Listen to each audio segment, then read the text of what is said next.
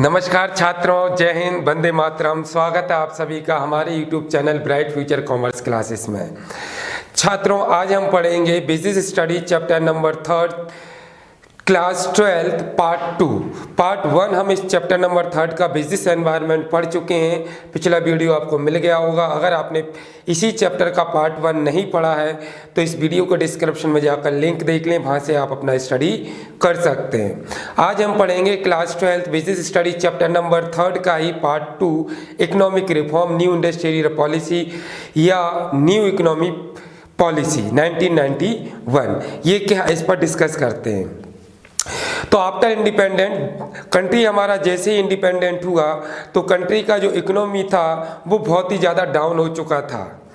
Country में सबसे बड़ा जो प्रॉब्लम, एक चैलेंज था गवर्नमेंट के लिए, वो था एम्प्लॉयमेंट जनरेट करना, प्रोडक्टिविटी को इंक्रीज करना, फॉरेन ट्रेड को इंक्रीज करना, इंडस्ट्रीज़ को डेवलप करना और पब्लिक सेक्टर का सही से यूटिलाइजेशन करना।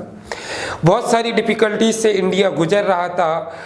गवर्नमेंट ने बहुत सारे रिफॉर्मेटिव प्रोग्राम चलाए। क्या करने के लिए बेटा? यस, कंट्री की इकोनॉमी को ग्रोथ करने के लिए, इंक्रीज करने के लिए। बट कोई भी रिफॉर्मेटिव प्रोग्राम इफेक्टिव नहीं रहा और हमारी कंट्री की कंडीशन और ज़्यादा बेकार होती गई। ईयर 1991 में नरसिम्हा राव जी की गवर्नमेंट में डॉक्टर मनमोहन सिंह हमारे यहाँ फाइनेंस मिनिस्टर थे। तो उन्होंने 1991 में एक न्यू इकोनॉमी पॉलिसी क्रिएट की जिसका नाम रखा न्यू इंडस्ट्रियल पॉलिसी। इस पॉलिसी में गवर्नमेंट ने 3 मेनली पॉलिसी को क्रिएट किया: लिबरलाइजेशन, प्राइवेटाइजेशन और ग्लोबलाइजेशन। ये पॉलिसी बहुत ज़्यादा इफेक्टिव और सक्सेसफुली रही। प्रेजेंटली हमारी कंट्री में आज इतना सब कुछ है, इतना डेवलपमेंट है, एम्प्लॉयमेंट है, प्रोडक्शन इंक्रीज हुआ है, फॉरेन ट्रेड इंक्रीज हुआ है। ये सारी जो इकोनॉमी ग्रोथ हुई है ये बेटा इसी पॉलिसी का देन है। कौन सी पॉलिसी बेटा? न्यू इकोनॉमी पॉलिसी या न्यू इंडस्ट्रियल पॉलिसी। तो चलिए स्टार्ट करते हैं चैप्टर। अब न्यू इंडस्ट्रियल पॉलिसी क्या है? तो पहला क्वेश्चन हमारा बेटा आता है इकोनॉमिक रिफॉर्म इन इंडिया या फिर न्यू इकोनॉमी पॉलिसी। तो पढ़ते हैं, in order to overcomes various difficulties and undertake required economic. Country क्या हो रही थी? बहुत सारी डिफ़िकल्टी से गुजर रही थी और कंट्री को ज़रूरत थी कुछ इकोनॉमिक रिफॉर्म की, मतलब कुछ आर्थिक सुधार किए जाएं कंट्री की अर्थव्यवस्था में, यानी कि इकोनॉमी में। देन क्या किया government of India, that time finance minister कौन थे? डॉक्टर मनमोहन सिंह। और गवर्नमेंट बेटा किसकी थी? नरसिम्हा राव जी की। Brought out a new industrial policy on 24 जुलाई 1991। तो दैट टाइम जो फाइनेंस मिनिस्टर थे डॉक्टर मनमोहन सिंह, वो कंट्री में न्यू इकोनॉमी पॉलिसी ब्रॉड किया। कब ब्रॉड किया? 24 जुलाई 1991। तो पहला ऑब्जेक्टिव टाइप्स क्वेश्चन बन जाता है एग्जाम के लिए कि न्यू इकोनॉमी पॉलिसी या न्यू इकोनॉमी पॉलिसी कब ब्रॉड की गई, या ऐसा पूछ ले इकोनॉमिक रिफॉर्म इन इंडिया कब स्टार्ट हुआ। तो बेटा आंसर कब होगा? 24 जुलाई 1991। किसने किया? तो डॉक्टर मनमोहन सिंह, जो कौन थे उस टाइम? फाइनेंस मिनिस्टर थे। गवर्नमेंट किसकी थी? नरसिम्हा राव जी की। आगे हम बात करें इसकी मीनिंग की, what is economic reform in India. तो economic reform refers to those major and reformative programme introduced by the government of India from 1991। ये एक ऐसे रिफॉर्मेटिव प्रोग्राम है जो गवर्नमेंट ऑफ इंडिया ने कब इंट्रोड्यूस कराया? 1991 में। डेट हमने आपको बता दिया है 24 जुलाई। अब विथ इसका विथ जो पर्पस था वो क्या था? विथ अ व्यू टू किसके लिए? Improving and strengthening the level of efficiency. Government को इम्प्रूव करना था, किसका? स्ट्रेंथ का लेवल इंप्रूव करना था, इफिशिएंसी का लेवल इंप्रूव करना था, और competitiveness and profitability of India economy, और इंडिया की इकोनॉमी को कॉम्पिटिटिव बनाना और प्रॉफिटेबल बनाना, इसका जो क्या था? मेन पर्पस था। किसका बेटा? न्यू इंडस्ट्रियल पॉलिसी या न्यू इकोनॉमी पॉलिसी या इकोनॉमिक रिफॉर्म प्रोग्राम का। आगे क्या लिखा हुआ है? These reforms are also known as new economy policy. ये जो रिफॉर्मेटिव प्रोग्राम थे जो कंट्री को कॉम्पिटिटिव, डेवलप और उसकी प्रोडक्टिविटी, इफिशिएंसी को इंक्रीज करने के लिए ब्रॉड किए गए, वही बेटा क्या कहलाते हैं? New economy policy. तो ये क्वेश्चन आपको क्लियर हो गया होगा। तो अब यहाँ से कुछ शॉर्ट हम क्वेश्चन उठा लेते हैं, जैसे न्यू इकोनॉमी पॉलिसी कब ब्रॉट हुई या इकोनॉमिक रिफॉर्म प्रोग्राम कब स्टार्ट हुए। तो बेटा 24 जुलाई 1991। किसने किए? डॉक्टर मनमोहन सिंह। कौन थे वो? फिनांस मिनिस्टर थे। गवर्नमेंट किसका था? नरसिम्हा राव जी का था। इसके अंडर कितनी पॉलिसी रखी थी बेटा? दैट टाइम 3 पॉलिसी रखी थी। एक रखा था लिबरलाइजेशन, एक प्राइवेटाइजेशन और एक ग्लोबलाइजेशन। इन तीनों पॉलिसी पर हम डिस्कस करेंगे। चलिए नेक्स्ट क्वेश्चन की हम बात करते हैं बेटा। अगला क्वेश्चन हमारा आता है प्रायोरिटीज ऑफ इकोनॉमी रिफॉर्म और ऑब्जेक्टिव्स ऑफ इकोनॉमिक रिफॉर्म। जो इकोनॉमिक रिफॉर्म प्रोग्राम चलाए गए गवर्नमेंट ऑफ इंडिया ने, जो इकोनॉमिक रिफॉर्म उठाए, तो ये इकोनॉमिक रिफॉर्म का प्रायोरिटी क्या था, इनका पर्पस क्या था? तो मेनली इनका प्रायोरिटी क्या था बेटा? To increase productivity. वो कंट्री की प्रोडक्टिविटी बढ़ाना चाहते थे। To use modern techniques of production. Production का मॉडर्न टेक्निक यूज करने के लिए। To make maximum use of production capacity. जो प्रोडक्शन की कैपेसिटी उसका मैक्सिमम यूज करने के लिए। To reduce the fiscal deficit. जो राजकोषीय घाटा होता है गवर्नमेंट का, बजट का जो डेफिसिट होता है, घाटा होता है, उसको कम करने के लिए। To increase agricultural production and improve agricultural credit system. Agriculture की प्रोडक्शन को इंप्रूव करना और जो क्रेडिट सिस्टम है जिससे लोन मिलता है किसानों को एग्रीकल्चर को डेवलप करने के लिए, उसको भी इंप्रूव करना था। To adopt liberal policy for infrastructural development. Liberal policy अपनाई, यानी कि इंडस्ट्रीज को लाइसेंस फ्री किया, कुछ उनको कंट्रोल रिमूव कर दिया, रिस्ट्रिक्शन रिमूव कर दिए, जिससे वो अपना बिजनेस एक्सपांड कर सकें। तो ये इनके मेनली पर्पस थे। और भी हो सकते हैं बेटा, जैसे फॉरेन ट्रेड को इंप्रूव करना, एम्प्लॉयमेंट को जनरेट करना, प्रोडक्शन को इंक्रीज करना। ये सारी चीजें किसकी प्रायोरिटी थी बेटा? इकोनॉमिक रिफॉर्म की, यानी कि आर्थिक सुधार कार्यक्रम की। इकोनॉमिक रिफॉर्म बेटा बता दिया कौन से प्रोग्राम है? रिफॉर्मेटिव प्रोग्राम है। मतलब कंट्री की इकोनॉमी को ग्रो करने के लिए गवर्नमेंट ने कुछ प्रोग्राम चलाए, उसी को हम क्या कहते हैं? इकोनॉमिक रिफॉर्म या इकोनॉमिक प्रोग्राम। इसी को हम न्यू इंडस्ट्रियल पॉलिसी या न्यू इकोनॉमी पॉलिसी के नाम से भी जानते हैं। चलिए नेक्स्ट क्वेश्चन की हम बात करते हैं बेटा।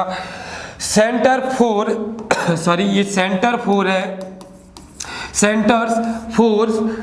इकोनॉमिक रिफॉर्म या न्यू इकोनॉमी पॉलिसी।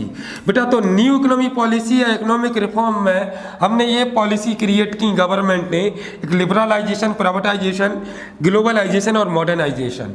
तीनों को पहले हम शॉर्ट में अच्छे से समझ लें बेटा, बहुत आसान है, और इसके बाद हम इन पर डीपली डिस्कस भी करेंगे। देखिएगा क्या था, 1991 से पहले गवर्नमेंट बहुत सारे रिफॉर्मेटिव प्रोग्राम ऑपरेट कर चुकी थी, लेकिन कोई सक्सेस नहीं मिला था। कंट्री की कंडीशन बहुत बेकार होती जा रही थी। अनएम्प्लॉयमेंट इतना था, और अनएम्प्लॉयमेंट और प्रोडक्शन का कमी इतना था कि लोगों की नीड्स फुलफिल नहीं हो पा रही थी। लोग बिजनेस करने से डरते थे क्योंकि गवर्नमेंट का रेस्ट्रिक्शन भी, कुछ पॉलिसी भी ठीक नहीं थी। अब क्या था, गवर्नमेंट को कुछ रिफॉर्मेटिव प्रोग्राम तो चलाना था। क्या करने के लिए बेटा? कंट्री को डेवलप करने के लिए, इकोनॉमी को ग्रो करने के लिए, एम्प्लॉयमेंट को जनरेट करने के लिए, इंडस्ट्रीज को डेवलप करने के लिए, इंफ्रास्ट्रक्चर को बढ़ाने के लिए, मॉडर्न टेक्नोलॉजी को अडॉप्ट करने के लिए। तो गवर्नमेंट ऑफ इंडिया ने रिफॉर्मेटिव प्रोग्राम चलाए, इनमें पॉलिसी अपनाए, लिबरलाइजेशन, प्राइवेटाइजेशन, ग्लोबलाइजेशन, मॉडर्नाइजेशन। अब ये क्या थे वो आप समझ लीजिएगा। चलिए पहले शॉर्ट में समझते हैं, डीपली इन पर डिस्कस करेंगे। लिबरलाइजेशन को हिंदी में कहते हैं बेटा उदारीकरण। उदारीकरण, उदारता दिखाना। लिबरल मतलब स्वतंत्रता देना, फ्रीडम देना। फ्रीडम क्या करने के लिए? इंडस्ट्रीज को डेवलप करने के लिए, बिजनेस को स्टार्ट करने के लिए, गुड्स के मूवमेंट के लिए फ्रीडम देना। तो गवर्नमेंट ने क्या किया, ईयर 1991 से पहले मोस्टली इंडस्ट्रीज ऐसे थे जिन्हें करने के लिए लाइसेंस का नीड होता था। गवर्नमेंट प्रोडक्शन प्राइवेट सेक्टर करता था, लेकिन प्राइस डिटर्मिनेशन का पावर भी किसके पास होता था बेटा? गवर्नमेंट के पास होता था। तो रिजल्टिंग क्या हो रहा था? एम्प्लॉयमेंट जनरेट नहीं हो रहा था, लोग बिजनेस करने से डरने लगे। फिर 1991 में जब न्यू इकोनॉमी पॉलिसी आई, लिबरलाइजेशन में गवर्नमेंट ने ओवरऑल मोस्टली इंडस्ट्रीज को लाइसेंस फ्री कर दिया। प्रेजेंटली से केवल 6 इंडस्ट्रीज ऐसी हैं जिन्हें लाइसेंस लेने कंपलसरी है। बाकी किसी इंडस्ट्रीज को ऑपरेट करने, स्टार्ट करने के लिए लाइसेंस का रिक्वायरमेंट कंपलसरी नहीं है। इसके अंदर गवर्नमेंट ने जो अननेसेसरी रेस्ट्रिक्शन थे उनको रिमूव कर दिया और फ्रीडम दे दिया। किसको? यस बेटा, ट्रेडर्स को और मैन्युफैक्चरर को फ्रीडम दे दिया कि आप अपने तरीके से प्रोडक्शन करिए, अपने तरीके से बिजनेस करिए, गवर्नमेंट आप पर अननेसेसरी कोई रेस्ट्रिक्शन नहीं लगाएगी। तो ये क्या होगा बेटा? लिबरलाइजेशन। इसमें क्या किया गवर्नमेंट ने? अननेसेसरी रेस्ट्रिक्शन को रिमूव कर दिया और कई इंडस्ट्रीज को लाइसेंस फ्री कर दिया। प्राइवेटाइजेशन।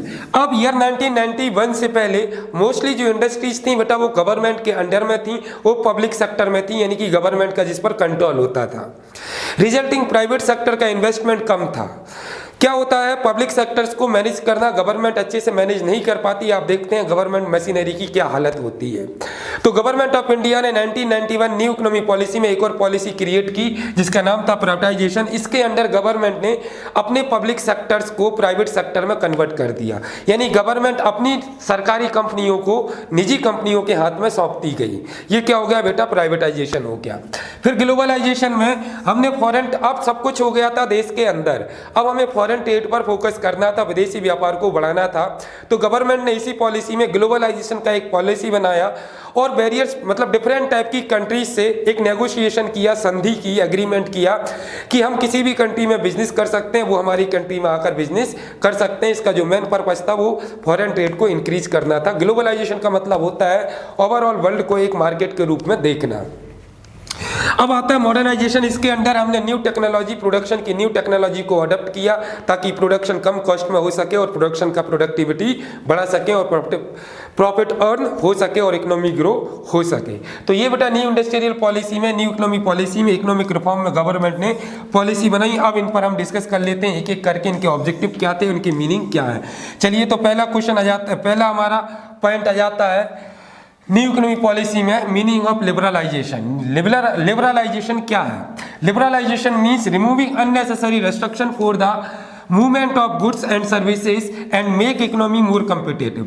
इकोनॉमी को कम्पिटेटिव बनाने के लिए जो अननेसेसरी रेस्ट्रिक्शन थे इंडस्ट्रीज पर, ट्रेड पर, उनको गवर्नमेंट ने क्या कर दिया बेटा, रिमूव कर दिया। ध्यान रखिएगा इस पॉलिसी के अंडर गवर्नमेंट ने कई इंडस्ट्रीज को लाइसेंस फ्री कर दिया और उन्हें फ्री हैंड दे दिया कि आप अपने हिसाब से बिजनेस या इंडस्ट्रीज को मैनेज कर सकते हैं। नेक्स्ट हमारा पॉइंट आता है बेटा लिबरलाइजेशन के बाद मीनिंग ऑफ प्राइवेटाइजेशन।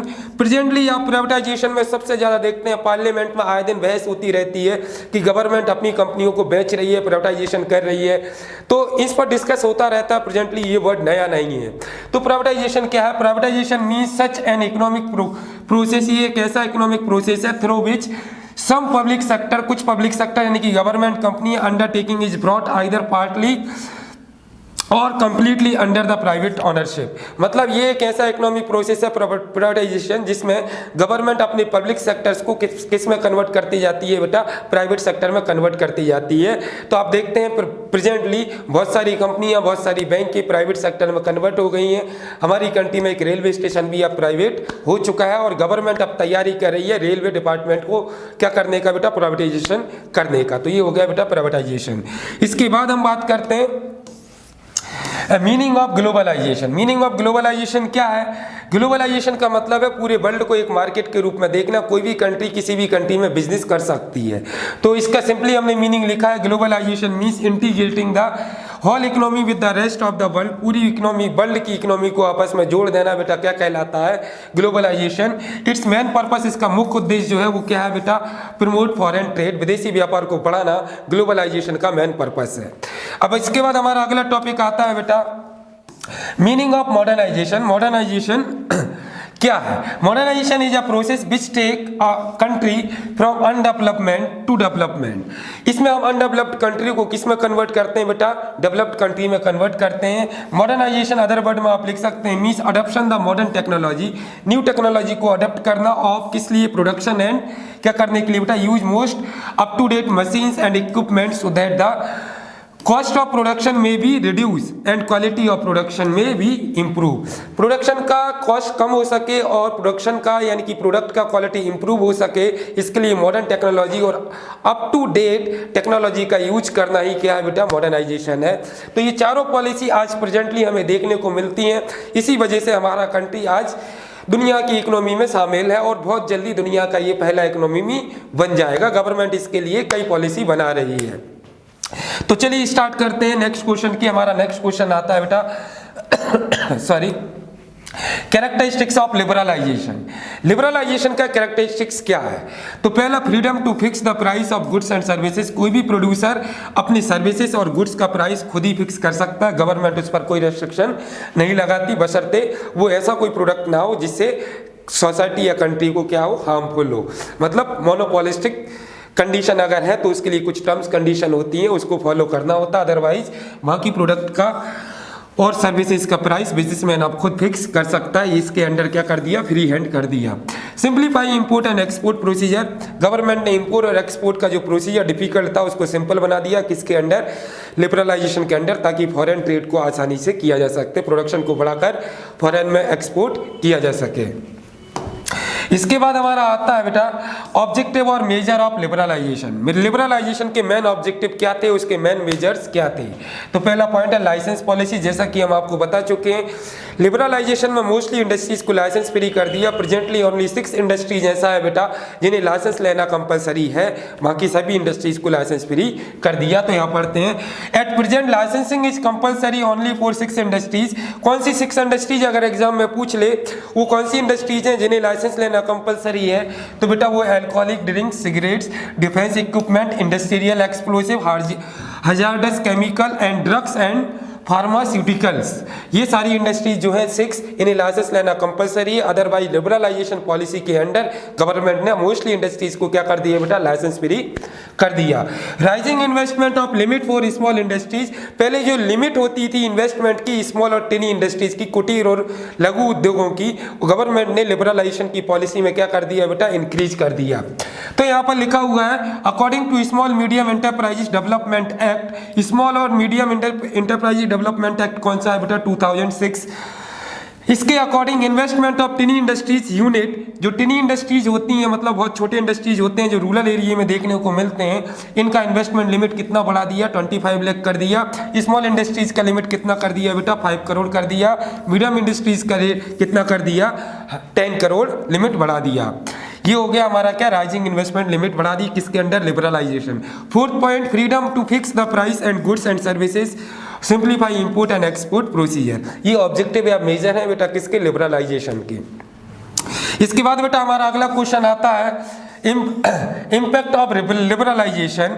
अब जब लिबरलाइजेशन का पॉलिसी गवर्नमेंट ने कंट्री पर अप्लाई किया तो इससे कंट्री की इकोनॉमी पर क्या प्रभाव पड़ा, ट्रेड पर, बिजनेस पर क्या प्रभाव पड़ा।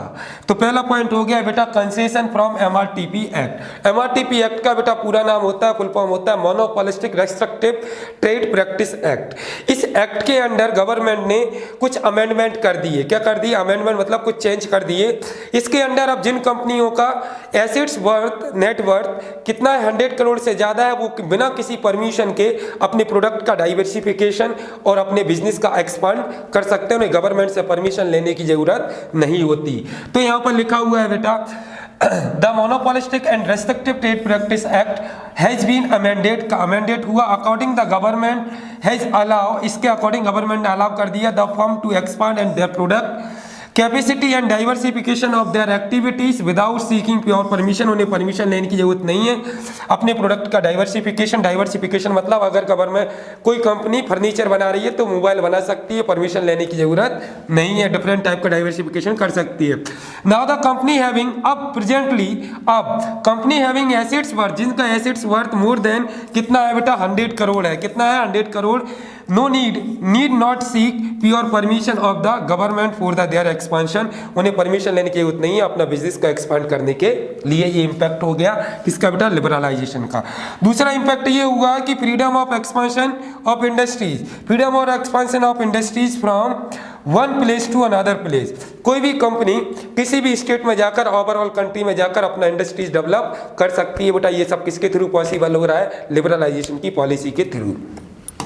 अगला हमारा क्वेश्चन आता है बेटा कैरेक्टरिस्टिक्स ऑफ प्राइवेटाइजेशन। सब जानते हैं प्राइवेटाइजेशन क्या है, पब्लिक सेक्टर को प्राइवेट सेक्टर में कन्वर्ट करना। सरकार जब अपनी कंपनियों को निजी कंपनियों में बेच देती है तो ये बेटा क्या कहलाता है, प्राइवेटाइजेशन।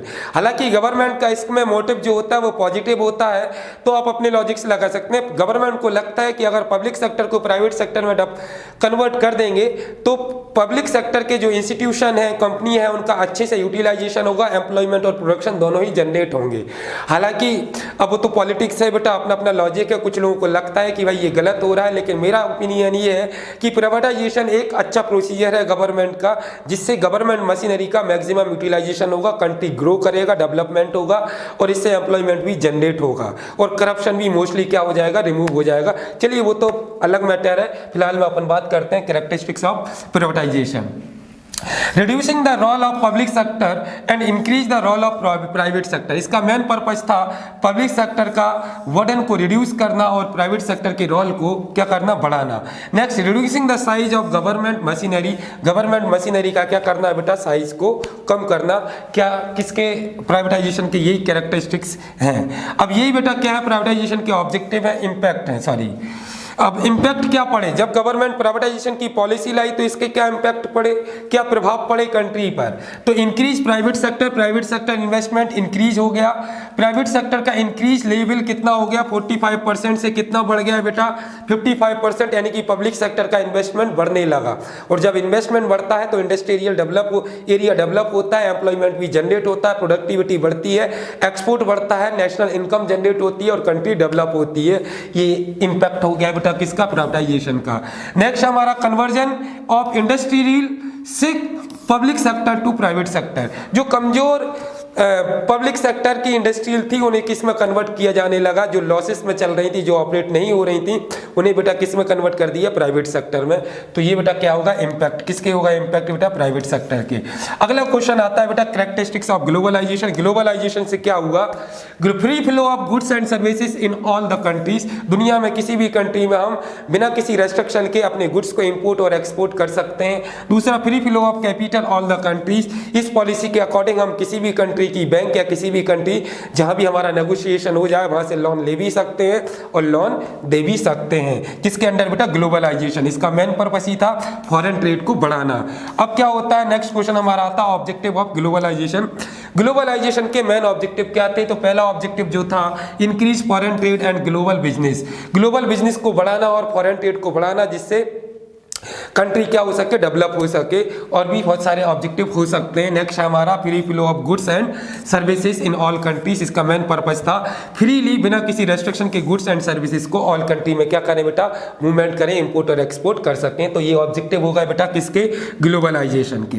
नेक्स्ट हमारा क्वेश्चन आता है लास्ट इस चैप्टर का, इंपैक्ट ऑफ ग्लोबलाइजेशन।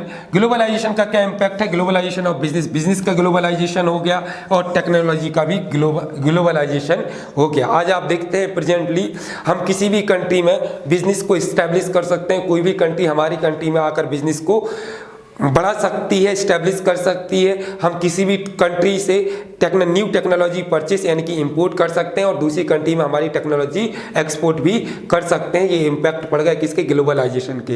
हालांकि जितनी भी इकोनॉमिक पॉलिसी होती हैं उनके कहीं ना कहीं साइड इफेक्ट होते हैं, लेकिन हमें बेटा क्या, कौन से पार्ट पढ़ने होते हैं, पॉजिटिव। हम हमेशा ये देखते हैं इससे कंट्री को क्या फायदा हो रहा है। तो मोस्टली ये पॉलिसी बहुत ज़्यादा सक्सेसफुल रही, कंट्री आज डेवलप है और हमारा कंट्री कुछ दिनों में आने वाले टाइम में दुनिया का बहुत बड़ा इकोनॉमी बन जाएगा। तो ये हमारा चैप्टर नंबर नेक्स्ट कंप्लीट हो गया है। चैप्टर नंबर 3 का पार्ट 2 कंप्लीट हो गया है। चैनल को सब्सक्राइब कर लें ताकि अगली वीडियो का आपका नोटिफिकेशन मिल जाए। जय हिंद, जय